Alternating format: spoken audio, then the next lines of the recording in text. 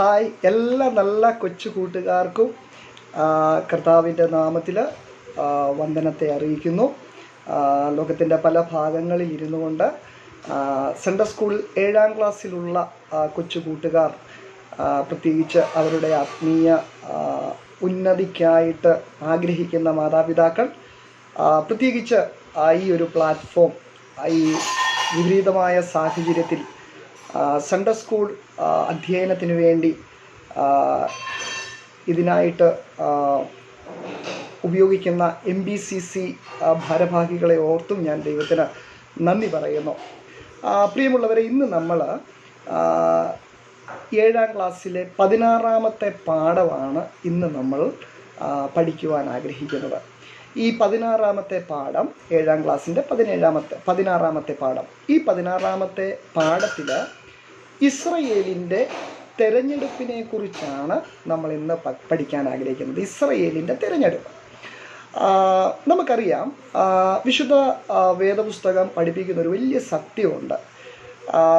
ദൈവം ഓരോ കാലഘട്ടത്തിലും ഒരു കൂട്ടം ആളുകളെ തൻ്റെ ഹിതത്തിൻ്റെ നിറവേറലിന് വേണ്ടി എല്ലാ കാലത്തും ഭൂമിയിൽ തിരഞ്ഞെടുത്ത് വെച്ചിട്ടുണ്ട്.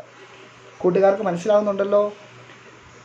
ഏതൊരു കാലത്തും ദൈവത്തിൻ്റെ ഇഷ്ടത്തെ നിറവേറ്റാൻ ഒരു പ്രത്യേക കൂട്ടത്തെ എപ്പോഴും ഏതൊരു കാലത്തും ദൈവം തിരഞ്ഞെടുത്ത് വെച്ചിട്ടുണ്ട്.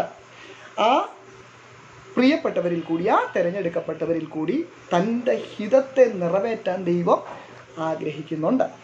അതിൽ ഈ ഭൂമിയുടെ പരപ്പിൽ ദൈവത്തിൻ്റെ ഹിതത്തെ ഏതൊരു കാലത്തിലും നിറവേറ്റാൻ തക്കവണ്ണം പ്രത്യേകം ദൈവം തിരഞ്ഞെടുത്തിരിക്കുന്ന ജാതിയാണ് ഇസ്രയേൽ എന്ന് പറയുന്ന ജാതി. ഇത്രയും മനസ്സിലായെന്ന് ഞാൻ വിശ്വസിക്കുന്നു. കൂട്ടുകാരെ, ലോകത്തിൽ ദൈവത്തിൻ്റെ ഹിതത്തിൻ്റെ നിറവേറലിന് വേണ്ടി ദൈവം തിരഞ്ഞെടുത്തിരിക്കുന്നതിൽ ഏറ്റവും പ്രത്യേകതയുള്ള, ദൈവം പ്രത്യേകമായി തിരഞ്ഞെടുത്തിരിക്കുന്ന ജാതിയാണ് ഇസ്രയേൽ ജാതി, ഇസ്രയേൽ ജനം. ഇന്ന് നമ്മൾ ഈ ഇസ്രയേൽ ജനത്തിൻ്റെ തെരഞ്ഞെടുപ്പിനെ കുറിച്ച്, ദൈവം എങ്ങനെയാണ് ഇസ്രയേലിനെ തിരഞ്ഞെടുത്തിരിക്കുന്നതിനെ കുറിച്ചാണ് ഈ 16ാമത്തെ പാഠത്തിൽ നമ്മൾ പഠിക്കാൻ പോകുന്നത്. ഇതിൽ നമ്മൾ ഒന്നാമത് ചിന്തിക്കുന്ന ഒരു കാര്യം, ദൈവത്തിൻ്റെ സൃഷ്ടിയായ മനുഷ്യനെ, ദൈവം മനുഷ്യനെ ഈ ലോകത്തിൽ സൃഷ്ടിച്ചാക്കിയിരിക്കുമ്പോൾ വിശുദ്ധ വേദപുസ്തകം വളരെ വ്യക്തമായിട്ട് പറഞ്ഞിരിക്കുന്ന ഒരു കാര്യമുണ്ട്. ദൈവം ഒരു വലിയ ഉദ്ദേശത്തോടു കൂടിയാണ് മനുഷ്യനെ ഈ ലോകത്തിൽ സൃഷ്ടിച്ചാക്കിയിരിക്കുന്നത്. നമുക്കറിയാം, നമ്മൾ മനുഷ്യർ ബാക്കി സൃഷ്ടികളെ പോലെയല്ല. ഉൽപ്പത്തി പുസ്തകത്തിൽ ദൈവം ആ സൃഷ്ടിയെക്കുറിച്ച്, ദൈവത്തിൻ്റെ സൃഷ്ടിയെക്കുറിച്ച് പഠിപ്പിക്കുമ്പോൾ മനുഷ്യരെ, നമ്മളെ ദൈവം എങ്ങനെയാണ് സൃഷ്ടിച്ചിരിക്കുന്നത്? ബൈബിൾ പറയുന്നു, ദൈവം തൻ്റെ സാദൃശ്യത്തിലും സ്വരൂപത്തിലും ദൈവം മണ്ണിൽ നിന്ന് മനുഷ്യനെ മെനഞ്ഞ് ഉണ്ടാക്കി. എന്തിനാ ദൈവം തൻ്റെ സ്വന്തം സാദൃശ്യത്തിലും സ്വരൂപത്തിലും നമ്മളെ മെനഞ്ഞുണ്ടാക്കിയിരിക്കുന്നത്? അതിൻ്റെ ഉദ്ദേശം വിശുദ്ധ വേദപുസ്തകം ഇങ്ങനെയാ പഠിപ്പിക്കുന്നത്, നമ്മൾ ദൈവത്തെ ആരാധിക്കണം. അതിലുപരി അത് മാത്രമല്ല, ദൈവത്തിനോടുള്ള സംസർഗത്തിൽ, ദൈവത്തോടുള്ള കൂട്ടായ്മയിൽ നമ്മൾ തന്നോടുകൂടെ വസിക്കണമെന്ന് ദൈവം നമ്മളെക്കുറിച്ച് ആഗ്രഹിച്ച് തൻ്റെ സ്വന്തം സാദൃശ്യത്തിലും സ്വരൂപത്തിലും നിർമ്മിക്കപ്പെടുവാൻ, സൃഷ്ടിക്കപ്പെടുവാൻ ഭാഗ്യം ലഭിച്ചിരിക്കുന്ന സൃഷ്ടിയാണ് നമ്മൾ മനുഷ്യർ. ആമേൻ. അങ്ങനെ ഈ മനുഷ്യരെ ദൈവം സൃഷ്ടിച്ചാക്കുമ്പോൾ ആദിമ മാതാപിതാക്കൾ, നിങ്ങൾക്കറിയാം ആദിമ മാതാപിതാക്കളുടെ പേര് എന്താ? പേര് ആദമും ഹൗവായും. വളരെ കറക്റ്റ്. ആമേൻ. ഈ ആദമിനെ ഹൗവയും ദൈവം ഏദൻ എന്ന് പറയുന്ന തോട്ടത്തിലാക്കിയ കാര്യം നമുക്കറിയാം. തോട്ടം കാക്കാനും ഭൂമിയെ ഇതിനെ സൂക്ഷിക്കാനും ഒക്കെ ദൈവ ഉത്തരവാദിത്വം കൊടുത്ത് അവരെ ഏൽപ്പിക്കുമ്പോൾ അതേസമയം തന്നെ ദൈവത്തിൻ്റെ കൂട്ടായ്മയും സംസർഗവും അവരോടുകൂടി ഉണ്ടായിരുന്നു. എന്നാൽ നമുക്ക് നന്നായിട്ടറിയാം, അതിനിടയിൽ ഒരാൾ വന്നു. ആരാ വന്നത്? ആ പാമ്പ് അല്ലേ? ബൈബിൾ അവനെക്കുറിച്ച് പറയുന്നത്, ആമേൻ, ആ പിശാച്, സാത്താൻ എന്ന പിശാച് എന്ന് വിളിക്കുന്ന ആ പഴയ പാമ്പ്, ആ സർപ്പം, അവൻ വന്ന് ആ മാതാപിതാക്കളെ ആദിമ മനുഷ്യരെ എന്ത് ചെയ്തു? വഞ്ചിച്ചു. എന്തിനു വേണ്ടി വഞ്ചിച്ചു? ദൈവം ഏതുദ്ദേശത്തിന് വേണ്ടി ഈ മനുഷ്യനെ തൻ്റെ സ്വന്തം സാദൃശ്യത്തിലും സ്വരൂപത്തിലും നിർമ്മിച്ചാക്കി വെച്ചിരിക്കുന്നുവോ ആ ഹിതത്തിൽ നിന്ന് അവരെ അകറ്റിക്കളയാൻ വേണ്ടി ആര് വഞ്ചിച്ചു? സാത്താൻ എന്ന് പറയുന്ന ആ പിശാച്, ആ പഴയ പാമ്പ് അവരെ വഞ്ചിച്ചു. അവരെ വഞ്ചിക്കുക മാത്രമല്ല, എല്ലാ തലമുറകളെയും അവൻ പാപത്തിലാക്കി ദൈവത്തിൽ നിന്ന് അവരെ അകറ്റുവാനും ദൈവത്തോടുള്ള സംസർഗത്തിൽ നിന്നും ദൈവഹിതത്തിൽ നിന്നും അവരെ മാറ്റിക്കളയാനും പിശാച് ശ്രമിച്ചുകൊണ്ടിരുന്നു. നമുക്കറിയാം, ആദമിൻ്റെ ഹൗവയുടെ ആദ്യജാതനായ ആ മകൻ്റെ പേരെന്താണ്? കായീൻ. കായീൻ എന്താ ചെയ്തത്? കായീനെ കുറിച്ച് എന്താ നമുക്കറിയാവുന്നത്? നമുക്കറിയാം, സ്വന്തം സഹോദരനായ ഹാബേലിനെ എന്ത് ചെയ്തു? അവൻ കൊന്നുകളഞ്ഞു, അല്ലേ?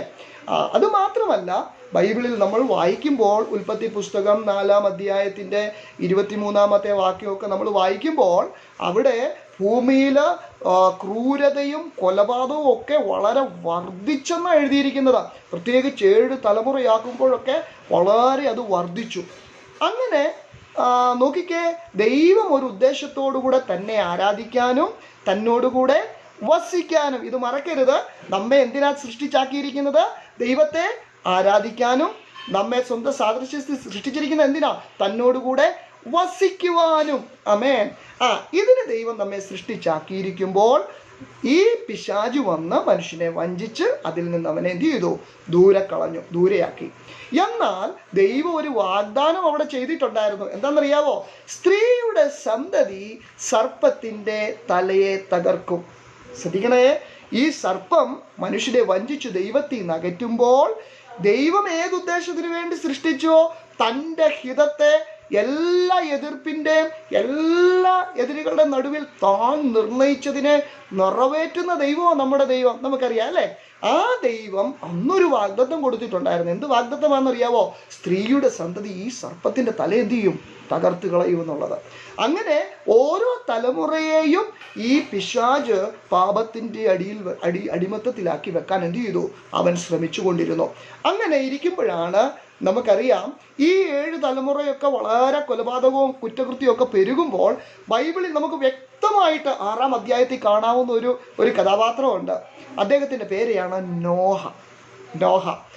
നമുക്കറിയാം, നോഹയുടെ ആ കാലഘട്ടത്തിൽ ലോകം മുഴുവൻ, മനുഷ്യനിൽ മുഴുവൻ അനീതിയും അതിക്രമവും ഒക്കെ പെരുകിയിരിക്കുമ്പോൾ നോഹയ്ക്ക് ദൈവത്തിൻ്റെ കൃപ ലഭിച്ചു എന്നാണ് എഴുതിയിരിക്കുന്നത്. അത് ശ്രദ്ധിക്കണം. ഇനി ഒരു കാര്യം ശ്രദ്ധിക്കണം. ഈ നോഹയെക്കുറിച്ച് ഇനി ദൈവം തിരഞ്ഞെടുത്തിരിക്കുന്ന കുറച്ച് പേരെക്കുറിച്ച് നമ്മൾ ചിന്തിക്കുമ്പം ആദാം മുതൽ 10ാമത്തെ തലമുറക്കാരനായിരുന്നു നോഹ. എത്രാമത്തെ തലമുറക്കാരൻ? 10ാമത്തെ തലമുറക്കാരനായ നോഹ. ഈ നോഹയ്ക്ക് എന്ത് ചെയ്തു? ദൈവത്തിൻ്റെ കൃപ ലഭിച്ചു. അങ്ങനെ ഈ ലോകത്തെ ദൈവം പ്രളയം കൊണ്ട്, നമുക്കറിയാം, അല്ലേ? നോഹയുടെ കാലത്ത് ഈ ഭൂമിയുടെ ദുഷ്ടത നിമിത്തം അമേൻ ദൈവം എന്ത് ചെയ്തു? അതിനെ പ്രളയം കൊണ്ട് എന്ത് ചെയ്തു? അമേൻ ലോകത്തെ ദൈവം ന്യായം വിധിച്ചു. എന്നാൽ ദൈവത്തിൻ്റെ കൃപ ലഭിച്ച ആ തലമുറയിൽ നീതിമാനായിരുന്ന അദ്ദേഹത്തിൻ്റെ പേരെന്താണ്? നോഹ. എത്രാമത്തെ തലമുറക്കാരനായിരുന്നു? ആദം മുതൽ 10ാമത്തെ തലമുറക്കാരൻ ആരാണ്? നോഹ. ആ നോഹയെ ദൈവം തിരഞ്ഞെടുത്തു. ആ നോഹ മുഖാന്തരം ന്യായം വിധിച്ച ഈ ലോകത്തിൽ നിന്നും അവരെ കുടുംബമായിട്ട് ദൈവം വിടുവിക്കുക മാത്രമല്ല, നമുക്കറിയാം, സകല സൃഷ്ടികളിൽ നിന്നും ദൈവം അവർ മുഖാന്തരം ആ വിടുതൽ കൊടുക്കാൻ ദൈവം ഇടയാക്കി. ഇത് നമുക്കറിയാം, അല്ലേ? അങ്ങനെ നോഹത്തെയും കുടുംബത്തെയും ദൈവം വേർതിരിച്ചു, വിടുവിച്ചു. അത് കഴിഞ്ഞ് നമുക്കറിയാം, ഭൂമി മുഴുവൻ ഒന്നുമില്ലല്ലേ? അതിനുശേഷം മനുഷ്യരെന്ന നിലയിൽ ഈ നോഹയെ ഈ 3 മക്കൾ, അല്ലേ? അവരുടെ പേര് ഓർക്കുന്നുണ്ടോ? നോഹയുടെ മക്കളുടെ പേര് ഷേം, ഹാം, യാഫത്ത്. യെസ്, അമേൻ. അവരും അവരുടെ 3 ഭാര്യമാരും. അങ്ങനെ മൊത്തം എത്ര പേരുണ്ടായിരുന്നു? നോഹയും നോഹയുടെ ഭാര്യയും 3 ആൺമക്കളും അവരുടെ ഭാര്യമാരും, മൊത്തം 8 പേര്. ആ 8 പേരാണ് പിന്നെ അടുത്തൊരു തുടക്കം, അല്ലേ? അങ്ങനെ അവരുടെ ആ വംശത്തിൽ അവിടെ നമുക്ക് കാണാൻ സാധിക്കും. പിന്നെ എന്ത് ചെയ്തു? ഈ ആളുകളുടെ ഇടയിൽ, ഈ തലമുറയിൽ ദുഷ്ടതയൊക്കെ പെരുകാൻ തുടങ്ങി. അതുമാത്രമല്ല, നമുക്കറിയാം, അവരുടെ തലമുറയിലാണ് ഈ ബാബേൽ എന്ന് പറയുന്ന വലിയൊരു ഗോപുരം മനുഷ്യർ പണിയുന്നത് അല്ലേ. അവർ സ്വർഗത്തോളം എത്താൻ വേണ്ടി പണിയുന്നത്. എന്നാൽ അവരുടെ ആ പോഷത്വമായ പണി കണ്ടിട്ട് ദൈവം അവരുടെ ഭാഷ എന്ത് ചെയ്തെന്നാണ് എഴുതിയിരിക്കുന്നത്? കലക്കി കളഞ്ഞെന്നാണ് എഴുതിയിരിക്കുന്നത്. ആ ബാബേൽ ഗോപുരം പണിത ദേശം എന്ന് പറഞ്ഞാൽ ഷിനാർ ദേശമാണ്. ഈ ഷിനാർ ദേശം പണിതിരിക്കുന്നത്, അതിനെ എക്യൂപ്പ് ചെയ്തെടുത്തിരിക്കുന്നത് നിമ്രോദ് എന്ന് പറയുന്ന ഒരു വ്യക്തിയാണ്. നിമ്രോദിനെ കുറിച്ച് നിങ്ങൾ കേട്ടിട്ടുണ്ടായിരിക്കും അല്ലേ. നിമ്രോദിന്റെ പ്രത്യേകത എന്താ? ബൈബിൾ പറയുന്ന പ്രത്യേകത, ഭൂമിയിലെ ആദ്യ വീരനായിരുന്നു ആര്? നിമ്രോദ്. ആമേൻ. യഹോവയ്ക്ക് മുമ്പാകെ വീരനായിരുന്നു നിമ്രോദ്. ആ നിമ്രോദ് മുഖാന്തരം ആ ഷിനാർ ദേശത്ത് അവൻ തൻ്റെ രാജ്യത്തെ പണിതു. അവിടെയാണ് ഈ ബാബേൽ ഗോപുരം പിന്നീട് പണിയപ്പെടുന്നത്. എന്നാൽ ദൈവം എന്ത് ചെയ്തു? ഭാഷയൊക്കെ കലക്കി കളഞ്ഞു. അങ്ങനെ അവരെല്ലാം ചെതറിപ്പോയി. ആ പണിയോടുകൂടെ ജനമെല്ലാം എന്ത് ചെയ്തു? സത്യദൈവത്തിൽ നിന്ന് അകന്ന് അവരെല്ലാം ഈ വിഗ്രഹാരാധികളും ക്ഷേത്രം നിർമ്മിക്കുന്നവരും ഒക്കെ ആയി അവർ പല ദേശത്തേക്കും എന്ത് ചെയ്തു? പല ഭാഷക്കാരായി ചെതറിപ്പോയി. അതിനുശേഷം നമുക്ക് കാണാവുന്ന അടുത്തൊരു കഥാപാത്രമുണ്ട്. ഇനി നിങ്ങൾ 10 ഓർക്കണം. നമുക്കറിയാം നോഹയുടെ കാര്യം പറഞ്ഞപ്പം ആദം മുതൽ 10ാമത്തെ തലമുറക്കാരനായിരുന്നു ആര്? നോഹ. ഇനി അടുത്ത ഒരു വ്യക്തിയാണ് ദൈവം പ്രത്യേകമായിട്ട് തെരഞ്ഞെടുത്തിരിക്കുന്ന അടുത്ത ഒരു കഥാപാത്രമാണ് ബൈബിൾ പഠിപ്പിക്കുന്നത്. അബ്രഹാം എന്ന് പറയുന്ന വ്യക്തി. അബ്രഹാമിന്റെ പ്രത്യേകതയും ഒരു 10ൽ കൂടി നമുക്ക് ഓർക്കാം. എങ്ങനെയാണെന്നറിയാവോ? നോഹയുടെ മക്കള് ഷേം, ഹാം, യാഫത്തില് അതിൽ ഷേമിന്റെ 10ാമത്തെ തലമുറക്കാരനായിട്ടാണ് ആര് വരുന്നത്? അബ്രഹാം വരുന്നത്. അപ്പൊ നമുക്ക് ഈ 2 പേരെ ഓർക്കാമല്ലോ അല്ലെ. ഒന്നാമത് ദൈവം പ്രത്യേകം തെരഞ്ഞെടുത്തൊരു വ്യക്തി ആരായിരുന്നു? നോഹ. എത്രാമത്തെ തലമുറ? 10ാമത്തെ തലമുറ, ആദം മുതൽ. ഇനി അടുത്തത് നോഹയുടെ കാലം കഴിഞ്ഞിട്ട് ദൈവം പ്രത്യേകമായി തെരഞ്ഞെടുത്തിരിക്കുന്ന അടുത്ത വ്യക്തിയുടെ പേരെന്താ പറഞ്ഞത്? അബ്രഹാം. അബ്രഹാമിനെ നമുക്ക് എത്രാമത്തെ തലമുറ ഏതിൽ നിന്ന് തുടങ്ങാം? ഷേമിന്റെ, നോഹയുടെ മകനായ ഷേമിന്റെ വംശത്തില് 10ാം തലമുറക്കാരനായിട്ട് ജനിച്ചയാളാണ് ആര്? അബ്രഹാം. ഈ അബ്രഹാമിന്റെ കാലത്തും വിഗ്രഹാരാധന വളരെ പ്രബലമായിരുന്നു. അത് നമുക്ക് യോശുവയുടെ പുസ്തകം 24-ാം അധ്യായത്തിന്റെ 2-ാം വാക്യത്തില് ദൈവം ഇസ്രായേൽ ജനത്തിന്റെ ആ തുടക്കത്തെ അവരെ എങ്ങനെയാ തെരഞ്ഞെടുത്തെന്ന് ദൈവം സാക്ഷ്യപ്പെടുത്തുമ്പോൾ ആ വാക്യത്തിൽ പറഞ്ഞിട്ടുണ്ട്, ഈ ജനം മുഴുവൻ എങ്ങനെയായിരുന്നു? ആമേൻ. വിഗ്രഹാരാധികളായിരുന്നു, വിഗ്രഹത്തെ ഉണ്ടാക്കുന്നവരായിരുന്നു. അവരുടെ നടുവിൽ നിന്നാണ് ദൈവം ഈ ജനത്തെ എന്ത് ചെയ്തു? ഈ ഈ ഇസ്രായേലിന്റെ ആ തുടക്കക്കാരനെ ദൈവം വേർതിരിച്ചെടുത്തെന്ന് ദൈവത്തിന്റെ വചനത്തിൽ സാക്ഷ്യപ്പെടുത്തുന്നുണ്ട്. അപ്പം ഈ അബ്രഹാമിനെയാണ് പിന്നെ ദൈവം തെരഞ്ഞെടുത്തത്. അബ്രഹാം എത്രാം തലമുറയാന്നാ പറഞ്ഞ? ഷേം മുതൽ എത്രാമതെയാ? 10ാം തലമുറ. അതിനു മുമ്പ് ആരായിരുന്നു? നോഹ. നോഹ എത്രാമത്തെ തലമുറക്കാരനായി? ആദം മുതൽ 10. അപ്പൊ ഈ 10 ഓർക്കാമല്ലോ അല്ലെ. ആദം മുതൽ 10 നോഹ. നോഹയുടെ മകനായ ഷേം മുതൽ 10ാം തലമുറക്കാരനാര്? അബ്രഹാം. ഓക്കെ. ഈ അബ്രഹാമിനെ ദൈവം വിളിക്കുന്നത് മെസപ്പൊത്തോമിയിലുള്ള കൽദയ പട്ടണമായ ഊരിൽ നിന്ന് വിഗ്രഹങ്ങളെ നിർമ്മിക്കുന്ന ജോലി തൊഴിലാക്കിയിരുന്ന ഒരു കുടുംബത്തിൽ നിന്നാണ് ഈ അബ്രഹാമിനെ ദൈവം എന്ത് ചെയ്തത്? വിളിച്ചു വേർതിരിക്കുന്നത്. അവിടുന്ന് ആ ദൈവത്തിന്റെ വിളി കേട്ടിട്ട് അബ്രഹാം എന്ത് ചെയ്തു? വിഗ്രഹങ്ങളെ ഉണ്ടാക്കുന്നതിന്റെ നടുവിൽ നിന്നും ആ ദൈവത്തിന്റെ വിളി കേട്ടിട്ട് അബ്രഹാം ജീവനുള്ള ദൈവത്തെ അനുഗമിക്കാൻ തീരുമാനിച്ചു. അവിടുന്ന് ഊരിൽ നിന്ന് പുറപ്പെട്ട് അവൻ ഹാരാൻ എന്ന് പറയുന്ന സ്ഥലത്ത് വന്നു പാർത്തു. അത് അപ്പോസ്തല പ്രവൃത്തികളില് പുസ്തകത്തിലെ 7-ാം അധ്യായത്തിന്റെ 1 മുതലുള്ള വാക്യങ്ങളില് സ്തേഫാനോസ് ഇസ്രായേലിന്റെ ചരിത്രത്തെക്കുറിച്ച് പ്രസംഗിക്കുമ്പോൾ അവിടെ അവൻ പ്രത്യേകിച്ച് സ്തേഫാനോസ് ഈ കാര്യം പ്രതിപാദിക്കുന്നുണ്ട്. അങ്ങനെ അബ്രഹാം എവിടെ വന്നു? ഹാരാനിൽ വന്നു. ഹാരാനിൽ വെച്ച് അബ്രഹാമിന്റെ അപ്പന്റെ പേരാണ് തേരഹ്. അവിടെ വെച്ചാണ് മരിക്കുന്നത്. വീണ്ടും ദൈവത്തിന്റെ വിളി അബ്രഹാമിനുണ്ടായി, നിന്റെ പിതൃഭവനത്തെയും കൂടെ വിട്ടിട്ട് നീ എന്ത് ചെയ്യണം? നീ ഞാൻ കാണിപ്പാനിരിക്കുന്ന ദേശത്തേക്ക് പുറപ്പെടണം എന്ന് പറഞ്ഞ് അങ്ങനെ വീണ്ടും അബ്രഹാമിന് എന്ത് ചെയ്തു? ദൈവത്തിന്റെ ആലോചന ലഭിച്ചു. അങ്ങനെ അബ്രഹാം ഹാരാനിൽ നിന്ന് പുറപ്പെട്ടു. അങ്ങനെ ഹാരാനിൽ നിന്ന് പുറപ്പെടുമ്പോൾ അബ്രഹാമിന് എത്ര വയസ്സായിരുന്നു അറിയാവോ?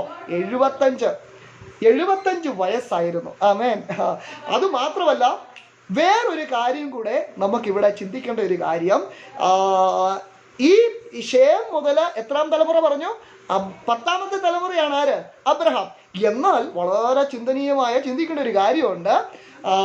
ഈ വല്യപ്പൻ 10ാമത്തെ തലമുറക്കാരനായ അബ്രഹാമിൻ്റെ സമയത്തും നോഹയുടെ മകനായ ഷേം ജീവനോടെ ഉണ്ടായിരുന്നുവെന്നാണ് ഉൽപ്പത്തി 11-ാം അധ്യായത്തിൽ ഷേമിൻ്റെ ആ ആയുഷ്കാലത്തെക്കുറിച്ച് പറയുന്നതിനോടുള്ള ബന്ധത്തിൽ നമുക്ക് മനസ്സിലാക്കാൻ സാധിക്കുന്നത്. എത്ര ഒരു കാര്യമല്ലേ, നമുക്ക് ചിന്തിക്കാൻ പറ്റും അല്ലേ? നമ്മുടെ കാലത്തൊക്കെ എത്ര തലമുറ വരെ ഒരു അപ്പച്ചന് കാണാൻ പറ്റും, ശരിയല്ലേ? എന്നാൽ ഇതുകൂടി ഒന്ന് നോക്കിക്കേ, അബ്രഹാം നോഹയുടെ മകനായ ഷേമിൻ്റെ 10-ാം തലമുറക്കാരനായ അബ്രഹാം 75 വയസ്സുള്ളവനായി ജീവിച്ചിരിക്കുമ്പോൾ, ആ ഹാരാനിൽ പുറപ്പെടുമ്പോൾ അന്നും ആര് ജീവിച്ചിരിപ്പുണ്ട്? ആ 10 തലമുറയ്ക്ക് മുമ്പ് നിൽക്കുന്ന ഷേം അന്നും ജീവനോടെ ഉണ്ട്. എത്ര ഇതാ അല്ലേ? അങ്ങനെ അബ്രഹാമിനെ ഇപ്പം രണ്ടാമത് എന്ത് ചെയ്തു? ദൈവം തെരഞ്ഞെടുത്തു. ഇനി ശ്രദ്ധിച്ചേ, ആദ്യം ആരെ തെരഞ്ഞെടുത്തു? നോഹ. നോഹയ്ക്ക് ശേഷം പിന്നെ ആരെയാണ് ദൈവം തെരഞ്ഞെടുക്കുന്നത്? അബ്രഹാമിനെ. അങ്ങനെ അബ്രഹാമിനെ തെരഞ്ഞെടുക്കുമ്പോൾ, അബ്രഹാമിനെ തെരഞ്ഞെടുത്തതിൻ്റെ പുറകില് 2 ഉദ്ദേശങ്ങൾ നമുക്ക് കാണാം. ശ്രദ്ധിക്കണേ, നമ്മൾ തുടക്കത്തിലേ കണ്ടു, ഏതൊരു കാലഘട്ടത്തിലും തൻ്റെ ഇഷ്ടത്തെ നിറവേറ്റുവാൻ ഒരു കൂട്ടത്തെ എപ്പോഴും ദൈവം ഏതൊരു കാലഘട്ടത്തിലും എന്ത് ചെയ്യുന്നുണ്ട്? തെരഞ്ഞെടുക്കുന്നുണ്ട്. അപ്പോൾ ഇപ്പോൾ ആരില വന്നിരിക്കുന്നത്? അബ്രഹാമില. ഇവിടെ അബ്രഹാമിനെ തെരഞ്ഞെടുക്കുമ്പോൾ 2 ഉദ്ദേശമാണ് ദൈവം ആ തെരഞ്ഞെടുപ്പിന്റെ പുറകിൽ വെച്ചിരിക്കുന്നത്. അതിലെന്നാണെന്നറിയാം? ഒന്നാമത്തെ ഉദ്ദേശം ഇതാണ്: ഏക സത്യ ദൈവത്തിൽ വിശ്വസിക്കുന്ന ഒരു കൂട്ടത്തെ രൂപപ്പെടുത്താൻ ദൈവം ആഗ്രഹിച്ചു. അതുമാത്രമല്ല, അവരിൽ കൂടി രക്ഷകനായ മശിഹ, ആമേൻ, ദൈവത്തിന് തൻ്റെ പുത്രനെ ഈ പാപം നിറഞ്ഞ അല്ലെ, പിശാചിന്റെ അടിമത്തത്തിൽ കിടക്കുന്ന, പാപത്തിൽ കിടക്കുന്ന ഈ ജനത്തെ വിടുവിച്ച് തൻ്റെ കൂടെ വസിപ്പിക്കാൻ ഒരു വലിയ രക്ഷാകര പദ്ധതി നമുക്കറിയാം. നമ്മുടെ കർത്താവായ യേശുവിനെ കുറിച്ച് അല്ലേ, ദൈവത്തിന്റെ പുത്രനെ കുറിച്ച്. ആ മശിഹായെ ലോകത്തിലേക്ക് അയക്കാനും കൂടെ വേണ്ടി ദൈവം തെരഞ്ഞെടുത്തയാളാണ് ആര്?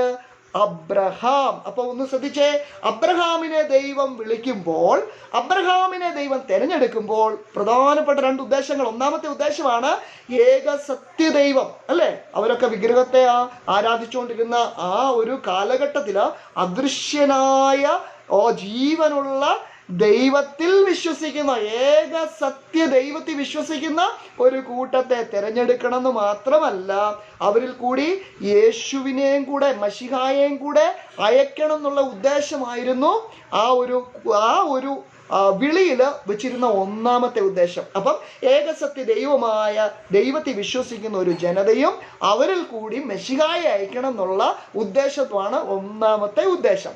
ഇനി രണ്ടാമത്തെ ഉദ്ദേശം അതുകൂടെ ശ്രദ്ധിച്ച് കേൾക്കണം. ഈ ദൈവത്തിന്റെ വേർതിരിക്കപ്പെട്ട ജനം, നമുക്കറിയാം ദൈവം തന്റെ ജനത്തെ എന്ത് ചെയ്യുന്നുണ്ട്? വേർതിരിക്കുന്നുണ്ട് അല്ലേ? ഈ ജനം അന്യജാതികളോട് ചേർന്ന് എന്ത് ചെയ്യരുത്? ഇടകലരരുത്. അവരെ കലരാതെ അവര് ഒരുമിച്ച് ജീവിക്കാൻ വേണ്ടി അവരുടെ വാസത്തിന് വേണ്ടി ഒരു ഭൂമിയും ഒരു ഇടവും കൂടെ ദൈവം കൊടുക്കാൻ ആര് മുഖാന്തരം ആഗ്രഹിച്ചു? അബ്രഹാം മുഖാന്തരം ആഗ്രഹിച്ചു. അപ്പൊ ശ്രദ്ധിച്ചേ, സത്യദൈവമായ ദൈവത്തിൽ വിശ്വസിക്കുന്ന ഒരു ജനത്തെ എടുക്കണം. എന്തിനു വേണ്ടിയാ? അവർ മുഖാന്തരം മശിഹായെ ലോകത്തിൽ അയക്കണം. രണ്ടാമത്തെ ഉദ്ദേശം, അവർക്ക് വേണ്ടി, അവർ ഒരുമിച്ച് പാർക്കാൻ വേണ്ടി ഒരു പ്രത്യേക ഇടത്തെയും കൂടെ എന്ത് ചെയ്യണം? ആമേൻ, ദൈവം കൊടുക്കാൻ ദൈവം ആഗ്രഹിച്ചു. ഈ 2 ഉദ്ദേശത്തോടു കൂടിയാണ് ആരെ വിളിച്ചത്? അബ്രഹാമിനെ വിളിച്ചിരിക്കുന്നത്. കാരണം നിമ്രോദ് എന്ന് പറയുന്ന നായാട്ടുകാരനായ നിമ്രോദ്, വീരനായ നിമ്രോദ് നമ്മൾ കണ്ടല്ലേ, ഷിനാർ ദേശത്തെ പണിത നിമ്രോദ്. അതിനുശേഷം നിമ്രോദിന് ശേഷം നമുക്ക് ബൈബിളിൽ കാണാൻ പറ്റും, എല്ലാ ജാതികൾക്കും അവരവരുടേതായ അവകാശ ഭൂമി ഉണ്ടായിരുന്നു. അപ്പം ശ്രദ്ധിക്കണം, അബ്രഹാമിനെ വിളിക്കുമ്പോൾ ആ ദൈവത്തെ വിശ്വസിക്കുന്ന, ഏകസത്യ ദൈവത്തെ വിശ്വസിക്കുന്ന ഒരു കൂട്ടത്തെ ദൈവത്തിന് നിർമ്മിച്ചെടുക്കണം. അവരിൽ കൂടി മശിഹായെ അയക്കണം. 2, അവർക്ക് ഒരു പ്രത്യേക ഭൂമി, ആമേൻ, അവർക്കൊരു അവകാശ ഒരു സ്ഥലം കൊടുത്ത മറ്റ് ജാതികളിലോട് ഇടകലരാതെ അവരെ വേർതിരിച്ച് നിർത്താനും ദൈവം അബ്രഹാമിനെ വിളിച്ച വിളിയിൽ കൂടി ദൈവം ആഗ്രഹിച്ചു. ഇതെങ്ങനെയാ മനസ്സിലാക്കുന്നത് അറിയാവോ? അബ്രഹാമിന് ദൈവം വാഗ്ദത്തം കൊടുക്കുമ്പോൾ 15-ാം അധ്യായം ഉൽപ്പത്തി 15-ന്റെ 13 മുതലുള്ള 15-ാം അധ്യായത്തിൽ ദൈവം അവന് വാഗ്ദത്തം കൊടുക്കുമ്പോൾ നമുക്ക് വേദോസ്തത്തിൽ കാണാൻ പറ്റുന്ന ഒരു കാര്യമാണ്. അബ്രഹാമിന് കൊടുക്കുന്ന വാഗ്ദത്തത്തിൽ 2 കാര്യം. ഒന്ന്, അബ്രഹാമിന് സന്തതിയെ കൊടുക്കുമെന്നും പറഞ്ഞു. 2, അവർക്ക് ഒരു ദേശവും കൂടെ കർത്താവ് കൊടുക്കുമെന്ന് അബ്രഹാമിന് വാഗ്ദത്തം കൊടുത്തു. അപ്പം ഈ 2 കാര്യം നമുക്ക് മനസ്സിലാക്കാമല്ലോ അല്ലെ? നോഹ ആദം തൊട്ട് എത്രാമത്തെ തലമുറക്കാരൻ? 10-ാം തലമുറക്കാരൻ. അബ്രഹാം ഷേം തൊട്ട നോഹയുടെ മകനായ ഷേം തൊട്ട് എത്രാം തലമുറക്കാരൻ? 10-ാം തലമുറക്കാരൻ. അപ്പൊ ആരെ തെരഞ്ഞെടുത്തു? അബ്രഹാമിനെ ദൈവം വിളിക്കുമ്പോൾ എന്തെല്ലാം വാഗ്ദത്തം കൊടുത്തു? സന്തതിയെയും വാഗ്ദാനം ചെയ്തു, ദേശവും വാഗ്ദാനം ചെയ്തു. അപ്പൊ ഇത്രയും നമുക്ക് മനസ്സിലായി അല്ലേ? അങ്ങനെ ഈ അബ്രഹാമിനെ ദൈവം തെരഞ്ഞെടുക്കുമ്പോൾ ഉൽപ്പത്തി 15-ന്റെ 13-ലും ഗലാത്യർ 3-ന്റെ 17-ലും ഒക്കെ നമുക്ക് കാണാൻ സാധിക്കുന്ന ഒരു കാര്യം, ഈ അബ്രഹാമിനെ തെരഞ്ഞെടുക്കുമ്പോൾ അബ്രഹാമിന് ദൈവം വാഗ്ദത്തം കൊടുത്തിരുന്നു. അവന് ദൈവം ഒരു പ്രവചനത്തിന്റെ ഈ കാര്യം പ്രവചനത്തിൽ കൂടി ദൈവം വാഗ്ദത്തം കൊടുത്തിരിക്കുന്നു. നിന്റെ സന്തതി മിസ്രൈമിലും 400 വർഷത്തിലധികം അവർ അടിമകളായി പാർക്കേണ്ടി വരുമെന്നുള്ള പ്രവചനവും അവിടെ അബ്രഹാമിന് കൊടുക്കുന്നുണ്ട്. അപ്പൊ നമുക്കറിയാം, ഈ ഇസ്രയേൽ ജനത്തിന്റെ തുടക്കക്കാരനായിട്ട് ദൈവം തെരഞ്ഞെടുത്തിരിക്കുന്ന വ്യക്തിയാണ് ആര്? അബ്രഹാം. ഓക്കെ, അങ്ങനെ അബ്രഹാമിനെ തെരഞ്ഞെടുത്തതിന് ശേഷം അബ്രഹാമിന് 86-ാമത്തെ വയസ്സിൽ ഒരു കുഞ്ഞുണ്ടാകുന്നുണ്ട്. അത് ദാസിയിലാണ് ഉണ്ടാകുന്നത്, ഹാഗാറിൽ. ആ കുഞ്ഞിന്റെ പേരാണ് ഇശ്മയേൽ അല്ലെ? എന്നാൽ ദൈവം കൊടുക്കാൻ ആഗ്രഹിച്ച വാഗ്ദത്ത സന്തതി ദാസിയിലല്ല, പിന്നെ ആരിലാണ്? സ്വന്തം ഭാര്യയായ സാറ മുഖാന്തരം ഒരു കുഞ്ഞല്ലേ? ആ കുഞ്ഞിന്റെ പേരാണ്, അത് എത്രാമത്തെ വയസ്സിൽ അബ്രഹാമിന് കിട്ടുന്നതെന്ന് അറിയാവോ? 100-ാമത്തെ വയസ്സിലാണ് അബ്രഹാമിന് ഇസ്ഹാക്ക് എന്ന് പറയുന്ന ആ വാഗ്ദത്തം ചെയ്തിരിക്കുന്ന സന്തതിയെ ലഭിക്കുന്നത്. അപ്പൊ നോക്കിക്കേ, ഇസ്ഹാക്കിനെ ദൈവം കൊടുക്കുമ്പോൾ നമ്മൾ മറന്നു പോകരുത്, ആദ്യം തന്നെ പറഞ്ഞു സ്ത്രീയുടെ സന്തതി സർപ്പത്തിന്റെ തല തകർക്കും അല്ലെ? ഈ ജനത്തെ ശത്രുവിന്റെ കയ്യിൽ നിന്നും പിശാചിന്റെ കയ്യിൽ നിന്നും വിടുവിച്ച് ദൈവത്തോടൊപ്പം വസിക്കുന്ന ഒരു ജനമാക്കി തീർക്കുന്ന ദൈവത്തിന്റെ ആ വലിയ ഹിതത്തെ കാലാകാലങ്ങളായി നിറവേറ്റപ്പെടുവാൻ ഒരു കൂട്ടത്തെ എല്ലാ കാലത്തും ദൈവം തെരഞ്ഞെടുക്കുമ്പോൾ അതിൽ ഏറ്റവും പ്രധാനപ്പെട്ട തെരഞ്ഞെടുക്കപ്പെട്ട ഒരു ജാതിയാണ് ആര്? ഇസ്രയേൽ. ആ ഇസ്രയേലിനെ ദൈവം തെരഞ്ഞെടുക്കുമ്പോൾ അവരുടെ ആ ചരിത്രം നമ്മളിപ്പോൾ കണ്ടോണ്ടിരിക്കുന്നത്.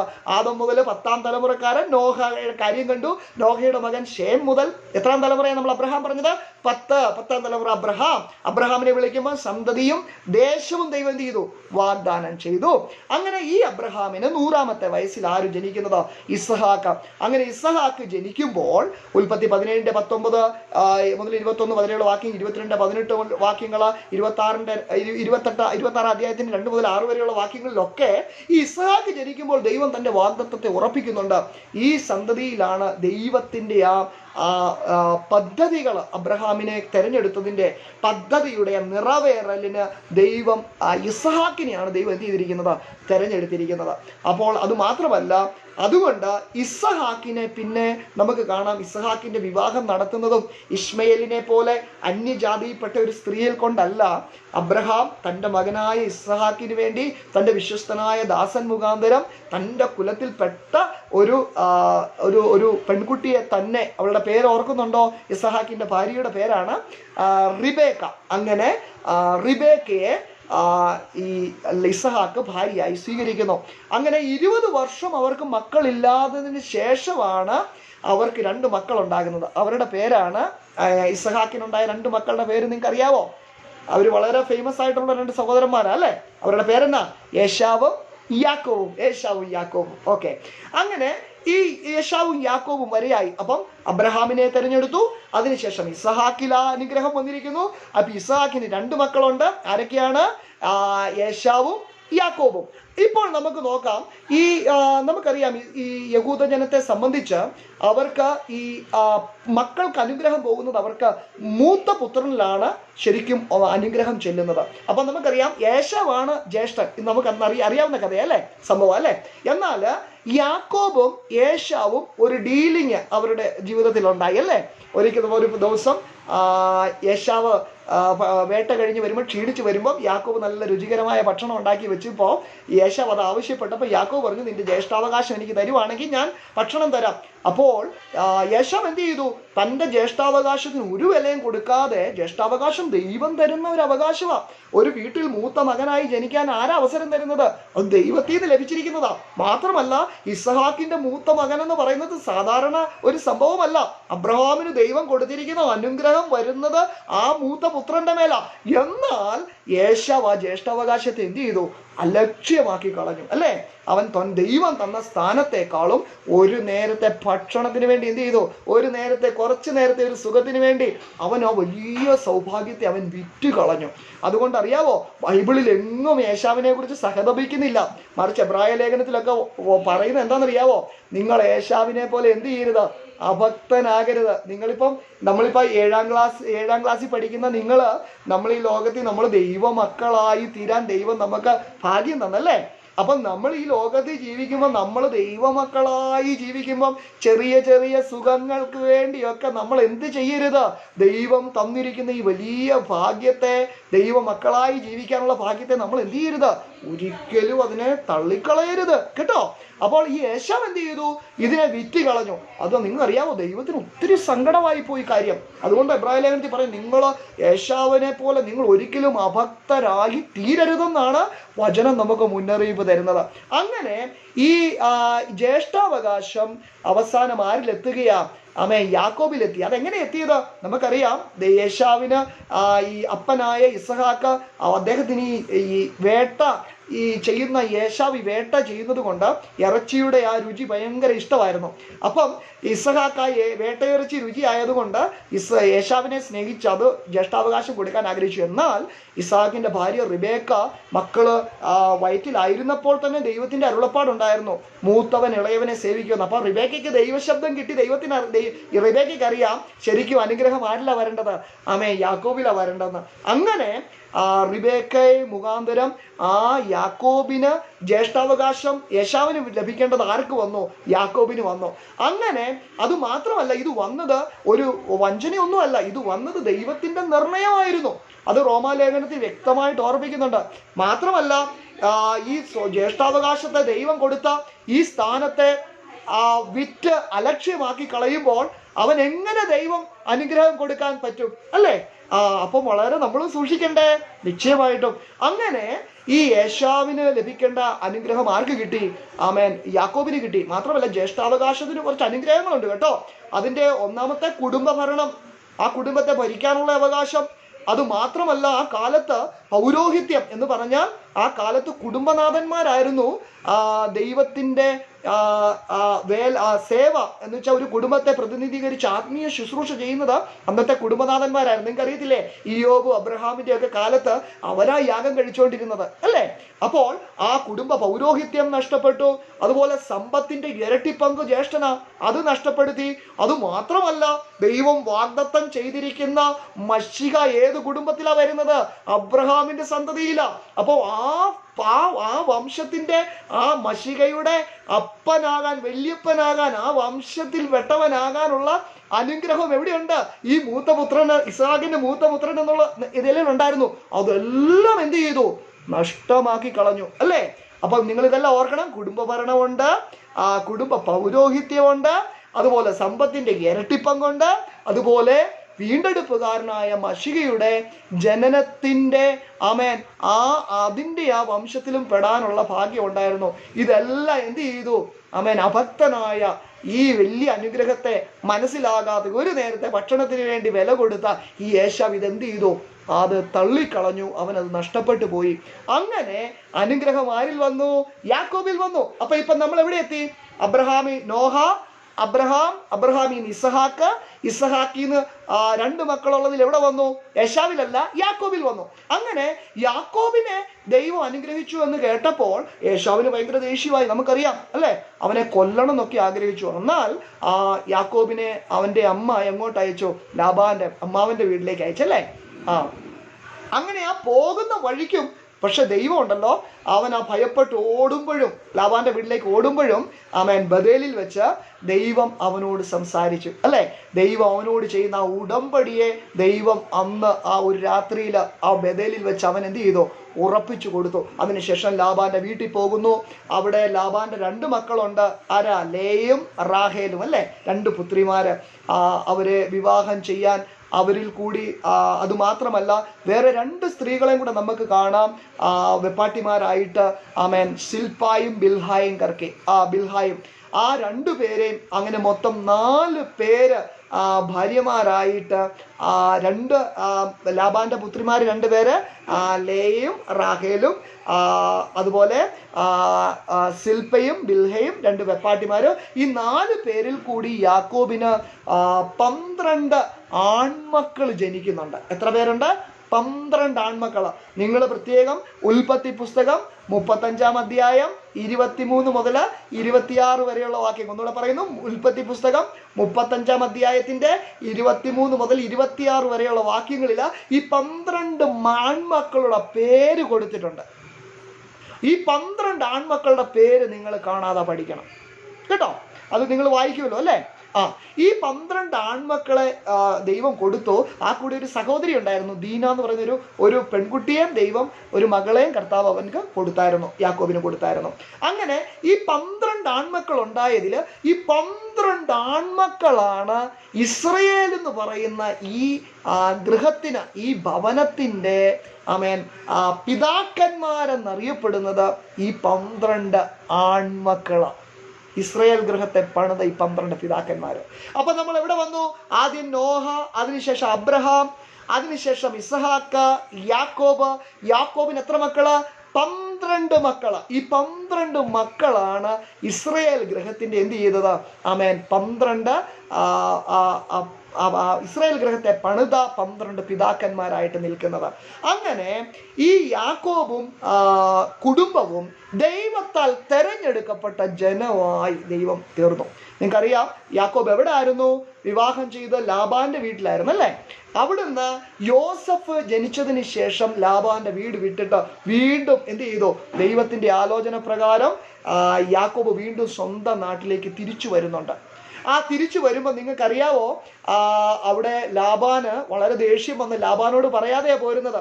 അപ്പം ലാബാൻ അവനെ പിടിക്കാൻ വേണ്ടി പുറകെ വന്നെങ്കിലും ദൈവം തെരഞ്ഞെടുത്തിരിക്കുന്നത് കൊണ്ട്, ദൈവത്തിൻ്റെ തീരുമാനമുള്ള ഒരു വ്യക്തിയായിരിക്കുന്നത് കൊണ്ട്, ദൈവം തെരഞ്ഞെടുത്തിരിക്കുന്നതായിരിക്കുന്നത് കൊണ്ട് ലാബാനോട് ദൈവം സംസാരിച്ചു, നീ അവനോട് ഗുണമായിട്ടാണേലും ദോഷമായിട്ടാണേലും ചെയ്യാതിരിക്കാൻ സൂക്ഷിച്ചോണെന്ന് പറഞ്ഞു. അപ്പൊ നോക്കിക്കേ, ദൈവം തെരഞ്ഞെടുത്തിരിക്കുന്നവർക്ക് ദൈവം എന്ത് ചെയ്യുന്നുണ്ട്?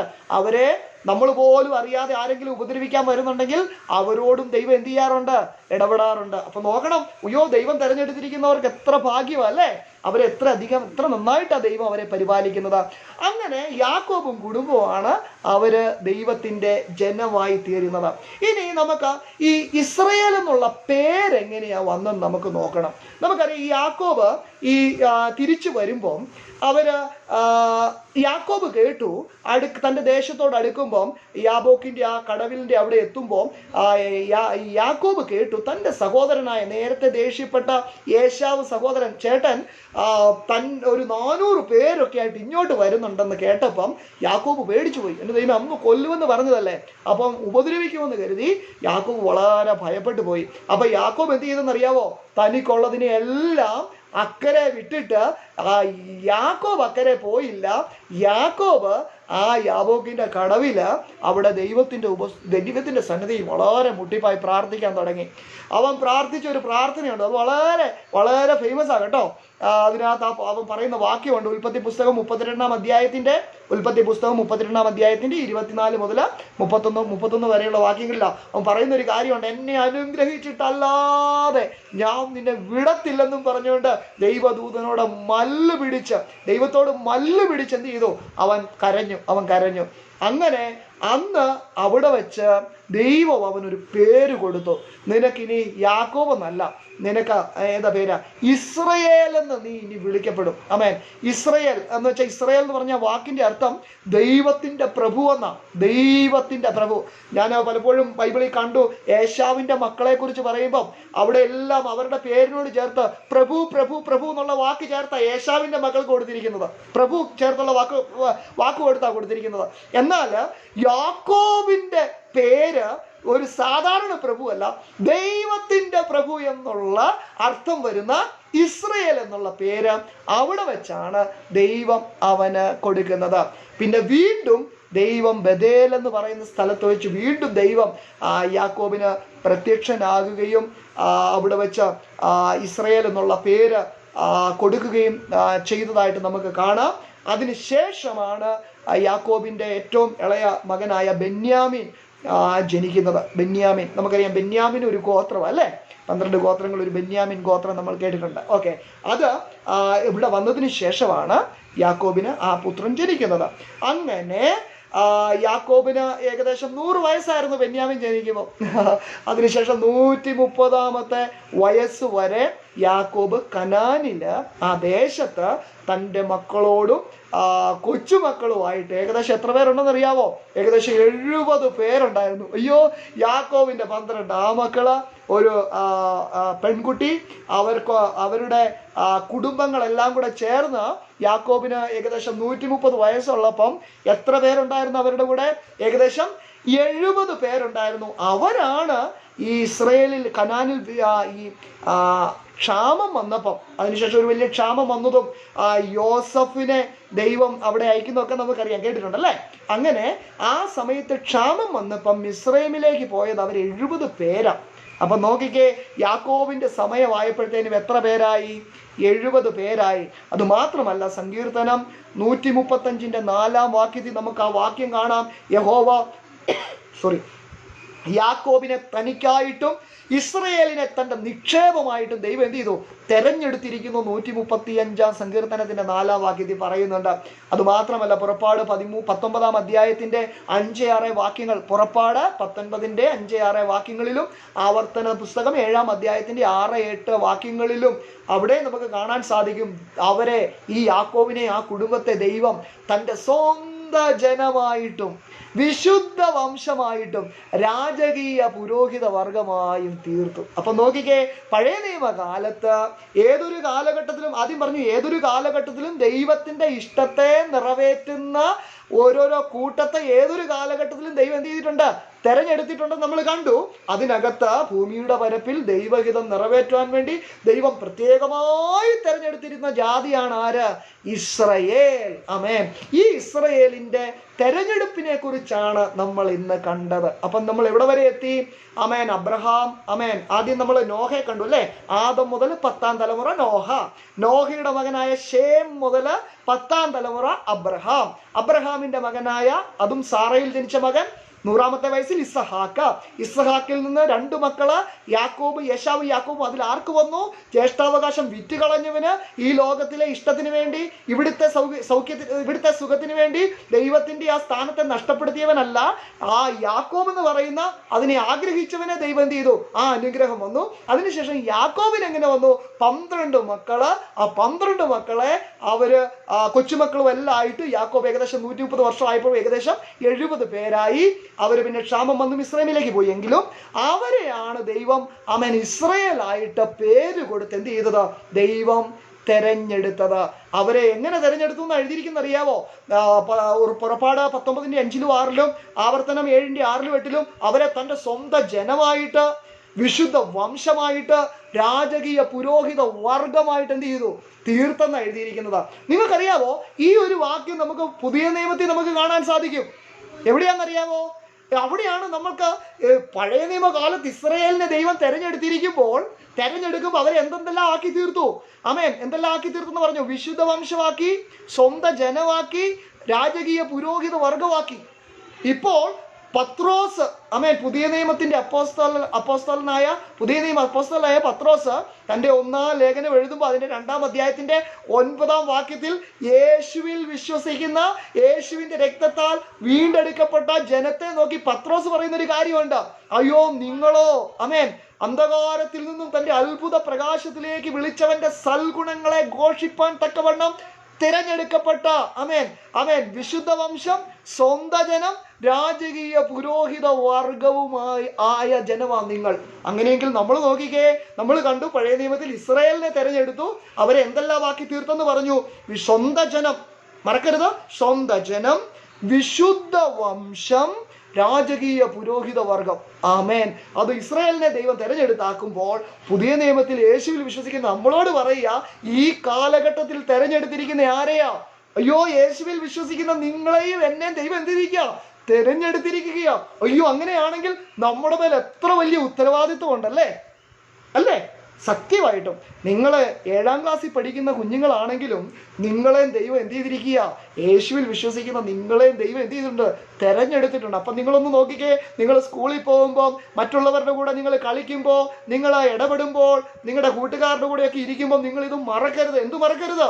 അയ്യോ, സർവശക്തനായ ദൈവം എന്നെ എന്ത് ചെയ്തിട്ടുണ്ട്? തൻ്റെ ഇഷ്ടത്തിൻ്റെ നിറവേറലിന് വേണ്ടി എന്നെ എന്ത് ചെയ്തിട്ടുണ്ട്? തെരഞ്ഞെടുത്തിട്ടുണ്ടെന്നുള്ള കാര്യം നിങ്ങൾ ഒരിക്കലും എന്ത് ചെയ്യരുത്? മറക്കരുത്. മാത്രമല്ല, തെരഞ്ഞെടുക്കപ്പെട്ടവരുടെ മേൽ ദൈവം അവരെ സൂക്ഷിക്കുന്നതും അവരെ വർദ്ധിപ്പിക്കുന്നതും അവരെ അനുഗ്രഹിക്കുന്നതും അവരെ മറ്റ് പ്രശ്നങ്ങളിൽ നിന്നൊക്കെ സൂക്ഷിക്കുന്നതും ഒക്കെ എത്ര മനോഹരമായിട്ടാണെന്ന് നമ്മൾ എന്ത് ചെയ്തു? ഇസ്രായേലിനെ തെരഞ്ഞെടുത്ത മുഖാന്തരം ആ വാക്യങ്ങളിൽ കൂടി നമ്മൾ കണ്ടല്ലേ. അപ്പൊ നിശ്ചയമായിട്ടും ആമേൻ, ദൈവം ഇസ്രായേലിനെ തെരഞ്ഞെടുത്തതിനെ കുറിച്ച് നമ്മൾ കണ്ടു. അപ്പൊ അത് മാത്രമല്ല, അവരെ തെരഞ്ഞെടുത്ത് എന്താക്കി എന്ന് പറഞ്ഞു, ഒന്നുകൂടെ പറഞ്ഞേ. തെരഞ്ഞെടുത്ത് സ്വന്തം ജനം, ദൈവത്തിന്റെ സ്വന്തം ജനം. രണ്ടാമത് വിശുദ്ധ വംശം. മൂന്നാമത് രാജകീയ പുരോഹിത വർഗം. അപ്പൊ അന്ന് ഇസ്രായേലിനെ തെരഞ്ഞെടുത്തെങ്കിൽ ഇന്നത് ആർക്കാ ഭാഗ്യം ലഭിച്ചു? യേശുവിൽ വിശ്വസിച്ചിരിക്കുന്ന, കർത്താവിനെ അറിയാൻ ഭാഗ്യം ലഭിച്ചിരിക്കുന്ന എനിക്കും നിങ്ങൾക്കും ദൈവം എന്ത് ചെയ്തിരിക്കുക? ആ തെരഞ്ഞെടുപ്പിന്റെ ആ ഭാഗ്യം തന്നിരിക്കുക. അപ്പൊ നിശ്ചയമായിട്ടും ഞാൻ വിശ്വസിക്കുന്നു, എൻ്റെ കൊച്ചു കൂട്ടുകാര് നിശ്ചയമായിട്ടും നിങ്ങളുടെ പദവിയെ നന്നായിട്ട് അറിഞ്ഞിരിക്കുന്നു, നിങ്ങളുടെ തെരഞ്ഞെടുപ്പിനെ നിങ്ങൾ നന്നായിട്ട് അറിഞ്ഞിരിക്കുന്നു. അപ്പൊ അതനുസരിച്ച് വലിയൊരു ഉത്തരവാദിത്വം ദൈവം നമുക്ക് തന്നിരിക്കുന്നത് കേട്ടോ. അപ്പോൾ ഈ നശിക്കുന്ന ലോകത്തില്, പാപം നിറഞ്ഞിരിക്കുന്ന ഈ ലോകത്തില് നിശ്ചയമായിട്ടും നിങ്ങളിൽ വലിയൊരു തെരഞ്ഞെടുപ്പ് മുഖാന്തരം വലിയൊരു ഉത്തരവാദിത്വം നിക്ഷിപ്തമായിട്ടുണ്ട്. നിശ്ചയമായിട്ട് അത് നിറവേറ്റുന്നവരായിട്ട് തീരണം. നിങ്ങൾ അനുഗ്രഹിക്കപ്പെട്ടവരായി തീരണം. ദൈവത്തിൻ്റെ ഇഷ്ടത്തെ നിറവേറ്റുന്നവരായി തീരണം. അങ്ങനെ ദൈവം നിങ്ങളെ അനുഗ്രഹിക്കട്ടെ എന്ന് പ്രാർത്ഥിച്ചുകൊണ്ട് ഈ ക്ലാസ് ഇവിടെ അവസാനിപ്പിക്കുന്നു. അപ്പം നിങ്ങൾ പ്രത്യേകം ശ്രദ്ധിക്കണം, ദൈവം ഒരു കൂട്ടത്തെ പ്രത്യേകം എന്തിനാ തിരഞ്ഞെടുക്കുന്നെന്ന് ഈ പാഠത്തിന്റെ അവസാനം ചോദിക്കുന്നുണ്ട് അല്ലേ? എന്തിനു വേണ്ടിയാ ദൈവം തൻ്റെ ഒരു ജനത്തെ, ഒരു കൂട്ടത്തെ, തൻ്റെ ഇഷ്ടത്തെ നിറവേറ്റാൻ അല്ലേ? മാത്രമല്ല, ഈ അബ്രഹാമിനെ എങ്ങനെയാ ദൈവം വിളിച്ചെന്നുള്ളത് അത് നിങ്ങൾക്കറിയാം, നിങ്ങൾ കേട്ടു. അതുപോലെ ജ്യേഷ്ഠാവകാശത്തിന്റെ അനുഗ്രഹങ്ങൾ അല്ലേ? ജ്യേഷ്ഠാവകാശത്തിന് കുടുംബഭരണം, കുടുംബ പൗരോഹിത്യം അല്ലേ? സമ്പത്തിന്റെ ഇരട്ടിപ്പങ്ക്, അതുമാത്രമല്ല ജനിക്കാനിരിക്കുന്ന മശിഹയുടെ ആ വംശത്തിൽ ആകുക അല്ലേ? അതുപോലെ ഗോത്രപിതാക്കന്മാരുടെ പേര് മറന്നു പോകരുത്. ഉൽപ്പത്തി പുസ്തകം 35-ാം അധ്യായത്തിൽ 23 മുതലുള്ള വാക്യങ്ങളിൽ 26 വരെയുള്ള വാക്യങ്ങളിൽ ഗോത്രപിതാക്കന്മാർ 12, യാക്കോബിന്റെ 12 മക്കളുടെ പേര് കൊടുത്തിട്ടുണ്ട്. അത് നിങ്ങൾ നിശ്ചയമായിട്ട് ബൈബിൾ തുറന്ന് വായിച്ച് പഠിക്കണം കേട്ടോ. അതുപോലെ ബഥേലിലും പെനിയേലിലും വെച്ച് യാക്കോബിനുണ്ടായ അനുഭവം നിങ്ങൾ നോക്കണം. ദൈവം എങ്ങനെയാ തൻ്റെ തെരഞ്ഞെടുക്കപ്പെട്ടവരെ സൂക്ഷിക്കുന്നുള്ളത്. അത് മാത്രമല്ല, നമ്മൾ ഇസ്രായേലിനെ പഴയ നിയമകാലത്ത് തിരഞ്ഞെടുത്തു, ദൈവം സ്വന്തം ജനമാക്കി, വിശുദ്ധ വംശമാക്കി, രാജകീയ പുരോഹിത വർഗമാക്കി. ആ ഭാഗ്യം ഇന്ന് ആർക്ക് തന്നിട്ടുണ്ട്? മക്കളായ നമുക്ക് തന്നിട്ടുണ്ട് അല്ലേ? അപ്പം നിങ്ങൾക്ക് അത് ദൈവം തിരഞ്ഞെടുത്തിട്ടുണ്ടെങ്കിൽ പുതിയ നിയമ വിശ്വാസികളുടെ പദവി എന്നാ നിങ്ങൾക്ക് മനസ്സിലായി. അവരുടെ ഉത്തരവാദിത്തങ്ങളും നമ്മുടെ ഉത്തരവാദിത്തങ്ങൾ എന്നതാണെന്നുള്ളതും നിങ്ങൾക്ക് മനസ്സിലായി. നമ്മളെ ദൈവ ഇഷ്ടം നിറവേറ്റാൻ വേണ്ടി ദൈവം നമ്മളെ എന്ത് ചെയ്തിരിക്കുന്നു? പ്രത്യേകം തിരഞ്ഞെടുത്ത് വെച്ചിരിക്കുന്നു. എൻ്റെ കൊച്ചു കൂട്ടുകാരെ എല്ലാം ദൈവം ധാരാളമായിട്ട് അനുഗ്രഹിക്കട്ടെ. നിങ്ങൾ വലിയൊരു അനുഗ്രഹമായിട്ട് ഈ തലമുറയിൽ തീരട്ടെ കേട്ടോ. ദൈവം നിങ്ങളെല്ലാവരെയും അനുഗ്രഹിക്കട്ടെ. നമുക്കൊരു വാക്ക് പ്രാർത്ഥിക്കാം. സ്വർഗീയ നല്ല പിതാവേ, ഞങ്ങൾ നന്ദിയുള്ള ഹൃദയത്തോടെ ഞങ്ങൾ അങ്ങേക്ക് സ്തോത്രം ചെയ്യുന്നു. ഈ സന്ധ്യാസമയത്ത് കർത്താവെ, അങ്ങേ തെരഞ്ഞെടുക്കുന്ന അങ്ങയുടെ ആ തെരഞ്ഞെടുപ്പ് തൻ്റെ ഹിതത്തെ നിറവേറ്റുവാൻ, ഈ ലോകത്തിൽ അങ്ങയുടെ ആ മഹത്വമുള്ള ഹിതത്തെ നിറവേറ്റുവാൻ എല്ലാ കാലഘട്ടത്തിലും അവിടുന്ന് ഒരു കൂട്ടത്തെ തിരഞ്ഞെടുക്കുന്നുവെന്ന് ഞങ്ങൾ കേട്ടു. ഇസ്രായേലിൻ്റെ തെരഞ്ഞെടുപ്പിനെ കുറിച്ച് അവരെ എത്ര വിശുദ്ധിയോടും എത്ര മനോഹരമായിട്ട് കർത്താവ് അവരെ സൂക്ഷിക്കുന്നു, ആ ജനത്തെ തിരഞ്ഞെടുക്കുന്നു, അവരെ പരിപാലിക്കുന്നത് ഞങ്ങൾ കണ്ടു. കർത്താവെ, ഈ കാലഘട്ടത്തിൽ അവിടെ ഞങ്ങളെ തിരഞ്ഞെടുത്തിരിക്കുന്നല്ലോ, അതുകൊണ്ട് ഞങ്ങളുടെ പദവിയെ ഞങ്ങൾക്ക് തിരിച്ചറിയുവാനും ഞങ്ങളിൽ നിക്ഷിപ്തമായിരിക്കുന്ന ഉത്തരവാദിത്തങ്ങളെ വിശ്വസ്തയോടെ ചെയ്യുവാനും കർത്താവെ, വക്രതയും കോട്ടവുമുള്ള ഈ തലമുറയിൽ അങ്ങയുടെ ജീവന്റെ വചനങ്ങളെ പ്രമാണിച്ചുകൊണ്ട് ജീവന്റെ ജ്യോതിസുകളെ പോലെ ഈ കുഞ്ഞുങ്ങൾ പ്രകാശിപ്പാൻ തക്കവണ്ണം കർത്താവ് കരുണ കാണിക്കണം. അങ്ങയുടെ വലിയ കൃപയിൽ അവിടുന്ന് കുഞ്ഞുങ്ങളെ സൂക്ഷിക്കണമേ. അങ്ങയുടെ നാമത്തിന്റെ മഹത്വമായിട്ടും ദൈവഹിതത്തെ നിറവേറ്റുന്നവരായും അവിടുന്ന് കുഞ്ഞുങ്ങളെ തീർക്കണം. മഹത്വം അങ്ങയ്ക്ക്, എല്ലാ പുകഴ്ചയും അങ്ങയ്ക്ക്, യേശു ക്രിസ്തുവിന്റെ വിലയേറിയ നാമത്തിൽ ആമേൻ. നിങ്ങൾ മറക്കല്ല, മനപ്പാഠവാക്കി ഒരിക്കലും മറക്കരുത്. പത്രോസിന്റെ 1-ാം ലേഖനം 2-ാം അധ്യായത്തിന്റെ 9-ാം വാക്യം, നിങ്ങളോ അന്ധകാരത്തിൽ നിന്നും തൻ്റെ അത്ഭുത പ്രകാശത്തിലേക്ക് വിളിച്ചവന്റെ സൽഗുണങ്ങളെ ഘോഷിപ്പാൻ തക്കവണ്ണം തിരഞ്ഞെടുക്കപ്പെട്ട വിശുദ്ധ വംശവും സ്വന്ത ജനവും രാജകീയ പുരോഹിത വർഗവുമാകുന്നു. ആമേൻ. ദൈവം നിങ്ങളെല്ലാവരെയും അനുഗ്രഹിക്കട്ടെ കേട്ടോ. ആമേൻ. Thank U.